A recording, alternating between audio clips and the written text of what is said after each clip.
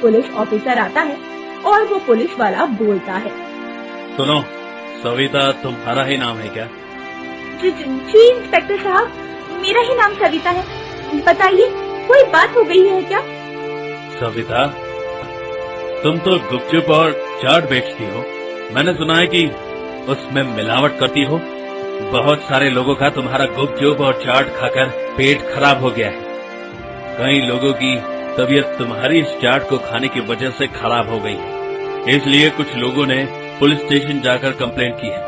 अब तुम्हें हमारे साथ पुलिस स्टेशन चलना होगा, वो भी अभी इसी वक्त। लेकिन इंस्पेक्टर साहब, मैं तो बहुत दिनों से, बल्कि महीनों से ये गुपचुप और चाट बेचती हूँ। कभी कोई भी शिकायत नहीं आई। अगर ऐसा होता तो कोई तो ग्राहक आकर मुझसे इस बारे में शिकायत करता। मैंने अपने गुपचुप और चाट में कुछ भी मिलावट नहीं की है साहब। इसका फैसला तो पुलिस स्टेशन जाने के बाद ही होगा। ये सब कुछ मैं तुम्हें अभी यहाँ पर नहीं बता सकता। तुम्हारे गुपचुप और चाट के सैंपल की जांच भी होगी, तभी पता चल पाएगा कि तुम सच बोल रही हो या झूठ। सैंपल की जांच के बाद सब सामने आ जाएगा। इसके बाद में ऐसा कहकर पुलिस वाला सविता को पकड़कर थाने ले जाता है और उसके गुपचुप और चाट के सैंपल का टेस्ट होता है और टेस्ट में वो फेल हो जाती है और उसे जेल में डाल दिया जाता है। सविता बेचारी जेल के अंदर बिलक बिलक कर रो रही थी।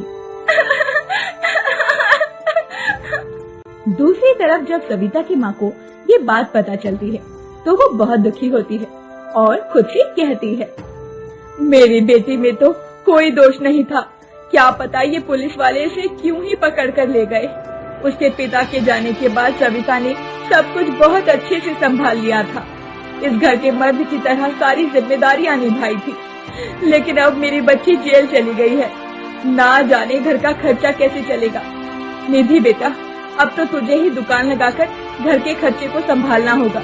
सविता की जमानत भी करवानी होगी और उसके लिए पैसे भी तो जुटाने हैं। ये क्या कह रही हो माँ? मैं ठेला लगाऊंगी? मुझे तो धूप में काम करने की आदत नहीं है, तो मैं ये काम कैसे कर सकती हूँ? और फिर? क्या बेटा, क्या फिर? तू तो जानती है कि सविता अब जेल चली गई है और मेरी भी तबीयत बिल्कुल भी ठीक नहीं रहती है। इसीलिए मैं तो ठेले पर खड़ी नहीं हो सकती ना। अब तो तुझे ही ये सब कुछ संभालना है। घर में तो राशन भी खत्म हो गया है। भला हम लोग भूखे प्यासे कब तक इस तरह अपना गुजारा कर पाएंगे। अब तुझे ही ठेला चलाना होगा। अब उसके बाद निधि के पास कोई जवाब नहीं था। निधि अगले दिन धूप में गुपचुप और चाट का ठेला लगाती है। धीरे धीरे दोपहर के पहर के साथ धूप बढ़ती जा रही थी। निधि को बहुत तेज गर्मी लग रही थी। वो बार बार पानी पीकर अपनी प्यास बुझा रही थी। आखिर में निधि को चक्कर आ जाता है और वो गिर पड़ती है। बड़ी मुश्किल से निधि खुद ही लड़खड़ाते हुए अपनी आँख को संभालती है और छाव में जाकर बैठ जाती है। जिसके बाद वो अपने मन में सोचती है, हे भगवान, ये मुझे क्या हो गया? मैंने सिर्फ एक दिन ये ठेला लगाया और मेरी इतनी तबीयत खराब लग रही है कि मुझसे ये काम ही नहीं किया जा रहा। और मेरी बेचारी छोटी बहन हर दिन ठेला लगाकर हम लोगों का खर्चा उठाती थी। यहाँ तक कि उसने बड़ी बहन की शादी भी करवा दी। मैंने ही बहुत बड़ी गलती की। मैं अभी पुलिस स्टेशन जाऊंगी और पुलिस वालों को सारा सच बता दूंगी। मेरी गलती की सजा मेरी भोली भाली बहन नहीं भुगतेगी। उसने हम लोगों के लिए बहुत कुछ किया है और मैंने थोड़े से गुस्से के चलते उसके साथ कितना बुरा कर दिया। इसके बाद निधि पुलिस स्टेशन में जाती है और सारी बातें पुलिस वालों को सच सच बता देती है।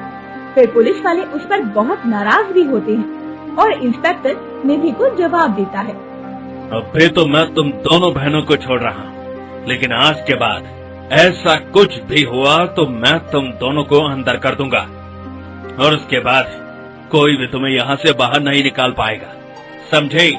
अब जाओ यहाँ से और मेरे कानों तक तुम्हारी कोई भी